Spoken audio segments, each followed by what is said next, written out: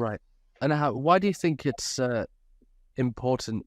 It's because your focus, and from the resource that you sent to me as well, that I've been reading over, is a lot about learning how the Book of Mormon was written, um, as well as the substance. Yeah. We try to understand the Book of Mormon, but we tend to only understand it in little tiny snippets. We are modern people. We like things that are quick. Yeah. We don't like to spend a lot of time on something. And that's not the world that those people came from. They didn't mind spending time on things. They didn't have any much else to do anyway, so they could spend time.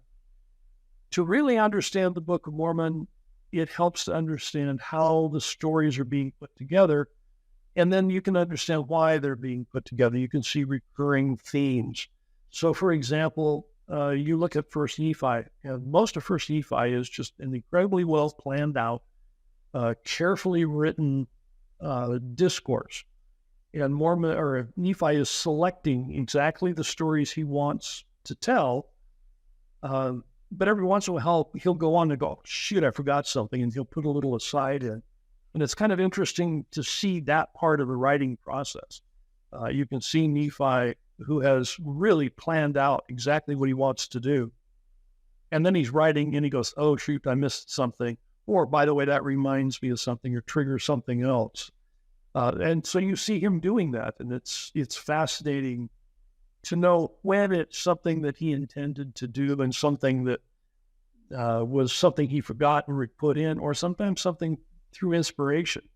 The Psalm of Nephi is beautiful. We love it. It was not planned. It was. There's evidence that shows that was sort of a spontaneous insertion into his text. When you get to Mormon, it gets even more complex because Mormon, there really isn't anything in what Mormon wrote that is there just because it happened. He had this 1,000-year history and could have reported on all kinds of things, and he did not. So he selected exactly what he wanted to tell because he had a message. Well, that means if we can see how he constructed it, we know more of what his message is and what he's trying to do. So one of the things that I looked at were, why did chapters end? It's, questions you just never think of asking. Yeah. And it turns out in Nephi pretty much has chapters that fit contexts and storylines. And then there's one thing that happens with both Nephi and Mormon.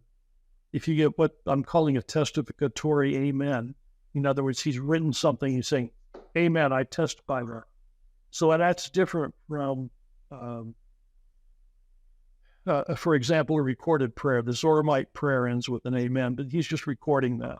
He's not using that as a testimony to say, yes, this is what I believe. But both from Nephi and Mormon, you get this testificatory amen, and it creates the end of a chapter, whether the story's ended or not. But Nephi, pretty clean. Mormon's all over the place. You get all kinds of weird things happening in Mormon.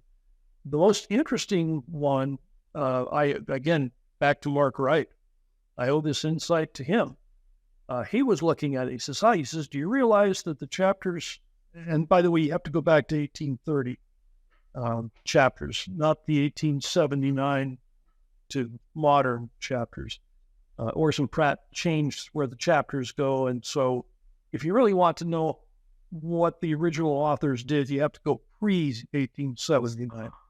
But if you go back to that, looking at what those original chapters were, the most fascinating one, Mark says to me, he says, they all end on these 5-year periods. Well, it turns out that it's not a 5-year period. It turns out that Mormon does that if he doesn't have any other reason to end a chapter. It's sort of like, yeah, okay, I don't know what else to do, so I'll end a chapter, and he does it on these 5-year markers. But what's interesting about that is Mark says, conceptually in the Maya world, a 5-year period was a conceptual unit of history. And in the plazas of many of these temples, they would put up a stela every 5 years to commemorate the events of the previous, or the most important event of the previous 5 years. And so this concept of the 5-year historical period being significant, all of a sudden shows up in the Book of Mormon. Well, yeah, okay. So that one's fascinating. Mm. There's other things that are interesting about, why we have, and it came to pass. It turns out that and it came to pass is actually really important. This is was it Mark Twain who mockingly said if you took and it came to pass out of the Book of Mormon, you wouldn't have a book or something along those lines? Yeah. Yes, yeah. Yeah, he also called it chloroform in print, which was a play on Book of. So he read enough that he could poke fun at it, with some pretty sophisticated things. Twain was not reverent for anything. Yeah. But this and it came to pass. It turns out, in the ancient world, you don't have punctuation. It's an oral tradition. And so how do you know where paragraphs are and things change and move around? Well, you do it with sort of textual markers. And Hebrew did this, and it came to pass was one of them. Turns out that the Maya will do it, and we see it on Maya's stelae.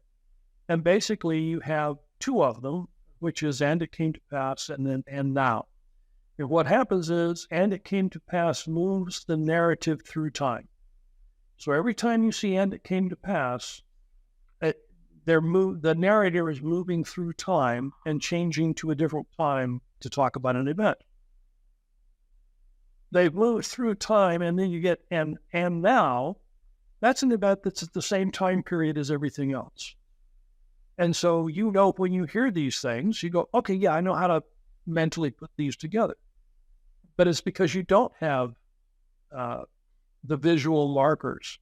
We don't have niceties like paragraph markers or periods and exclamation points and things like that. So those things actually had a function. And when you read through them, you go, oh, yeah, the Book of Mormon actually does this right. It's really easy to say, oh, Joseph copied that from the Bible. Well, the words and it came to pass were clearly copied from the Bible, but they function correctly. If Joseph were just borrowing the term and tossing it in to make it sound biblical, it would be in the wrong places. It wouldn't work because he would be using it, not as a native. And there's some other things where it's, pretty clear that there'd be a language with trying to figure the F's and the these and thous. But the and it came to pass functions correctly. So you get and it came to pass a lot in First Nephi and almost nothing in Second Nephi, except for the first 5 chapters, which are historical. Then when he's just talking doctrine and explicating things, you don't have and it came to pass because there's no reason to move through time. Right. So, yeah, it works.